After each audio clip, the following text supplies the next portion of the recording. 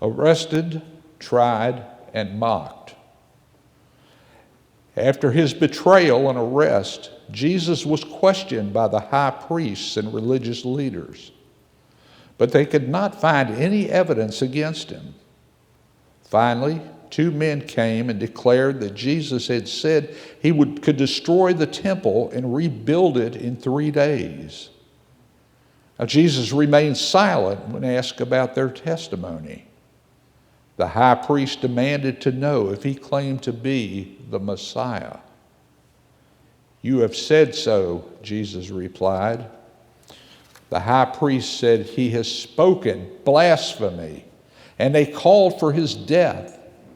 They slapped him, they spit in his face, and they struck him with their fists, but they were not allowed to put him to death.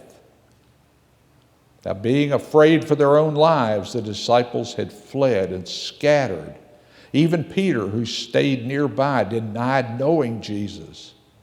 Meanwhile, the chief priests and elders conferred together against Jesus in order to bring about his death.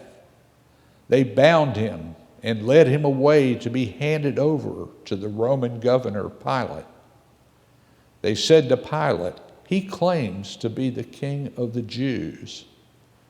The governor asked him, "Are you the king of the Jews?" Jesus answered, "You say so." But he gave no response when accused by the priests and elders.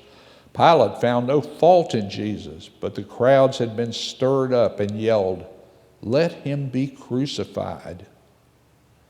Now, when Pilate saw that he could do nothing and the crowds were near rioting, he took water and he washed his hands before them, saying, "I am innocent of this man's blood." And he handed over Jesus to be crucified. The soldiers of the governor stripped Jesus and put a scarlet robe on him and twisted thorns into a crown and put the crown on his head. And they knelt before him and they mocked him, saying, "Hail, King of the Jews."